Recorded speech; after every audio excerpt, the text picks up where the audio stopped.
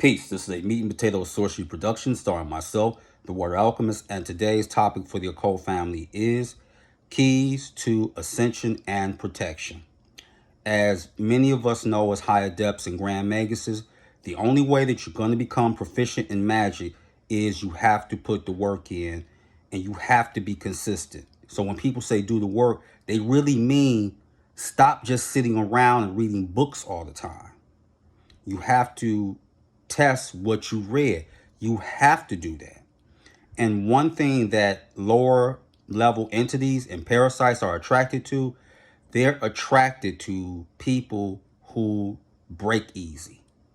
Because basically you become their spiritual pizza, and now every parasite wants a slice. So when you think about your past, that's very dangerous because the past is just that. It's something you cannot change, alter, but the thing is you can't add on to it either. So you sitting and in a state of being depressed and melancholy, you're attracting that energy to you. Now, many people, how do you recognize when a lower level spirit or parasite is trying to get a foothold in you? Well, they're spirits nonetheless, so they can communicate with you telepathically just like any other spirit or angel or daemon. But here's the separation, and here's how you will know, and I'm just going to be totally forthcoming.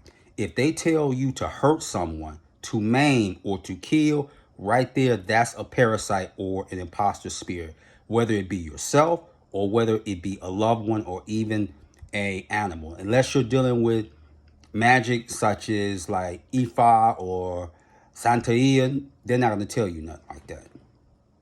So that's how you know. So it's very important that you learn how to expel them, because if you're attracting them, then they're going to try eat off of you every chance that they get. That's why it's very important that you do rituals like the Golden Dawn's lesser banishing ritual, which is still effective to this day, and it works because it keeps parasites off of you and it cleans your auric body, and you have the protections of a Michael, of a Gabriel, of a Raphael. So they're going to take care of that, but you should be doing a type of exercise like that, or the middle pillar. You should be doing that at least 3 to 4 times a week. Then you have to learn to create wards and barriers. You have to become basically what I would say a earthly contaminant to a low level entity or parasite. Now, there are some protections incense wise that you can take, because they don't like, a lot of them, they don't like camphor. But here's another one they don't like. And you can get this as an essential oil, eucalyptus. They don't like eucalyptus. So you can get that. And let's say some people who just are really dealing with the dark current and don't want to really do the banishing ritual using angels, you can use the banishing ritual of the Dark Lord. Now, there's a few of them out there, but I want to give you the basics because you're going with the cardinal points, essentially. But instead of like Michael or Raphael, etc., you would use the following demons, and I want you to pay close attention. Azazel, Belial or Belial, Asmodeus, Astaroth, Baphomet, Leviathan, Samael, and Lucifer, and Lilith. You use those, and just like you're vibrating the names of said angels, you vibrate their names. Example, here we go. Lucifer. And you will vibrate his name facing the north. So that's an example of what you can do. And it's also very important that you do chakra work. Now, while you're doing the chakra work, is that chakra work helps also as a repellent. And if you're keeping the chakras open and not a real lot of blockages, it's going to be hard. Now, let's talk about the following planets that are affiliated with the chakras. When it comes to the crown chakra, that planet is Jupiter. When it comes to the third eye, the planet is the moon. When it comes to the throat chakra, that is Mercury. The heart chakra is Venus. The solar plexus deals with the sun. The sacral chakra planet is Mars. And the root chakra is Saturn. So you got to do that chakra work. Do it as many times as you feel. And you got to understand you're a universe internally within yourself. So I always tell a lot of my students, but I want to tell the family as well. You can order this chart, the Tree of Life, and it's telling you about the Kabbalah and the letters, of course, because Hebrew is read from right to left. So it's very important to learn these things so you can do them and protect yourself. The other thing I want to say when it comes to protection, you can work with the demon from the Goetia, Sabnok. Sabnok will take out any parasite, period.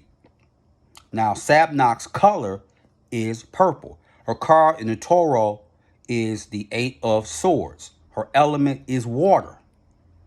So that's dealing with Sabnok.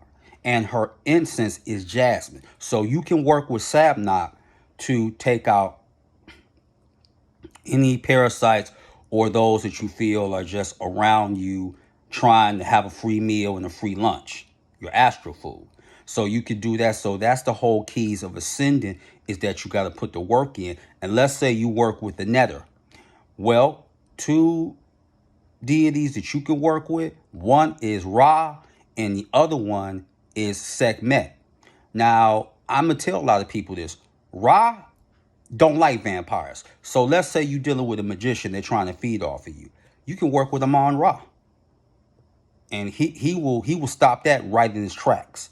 So these are some keys that you could do as far as ascension and protecting yourself.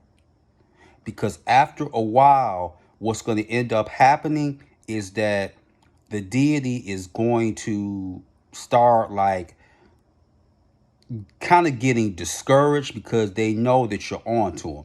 And let me say this very quickly when it comes to Jehovah or Yahweh. The whole thing is this: the less that you keep thinking about you're cursed, you're hexed, and Jehovah or Yahweh, what's going to end up happening is that, like I said, Jehovah at some point is just really going to leave you alone. But every now and again, like lower level entities, this is how Yahweh operates. He always waits when you feeling sorry for yourself. And then he comes back. Why? I'll tell you why. The reason that he comes back, because he knows that there is a chance, albeit small, that you're going to crawl back to religion. And that's why he does it. So that's a little bar for you. So those are the keys. So with that, that is your meat and potato sorcery for the day. I am the Water Alchemist. Be water, my friends. Peace.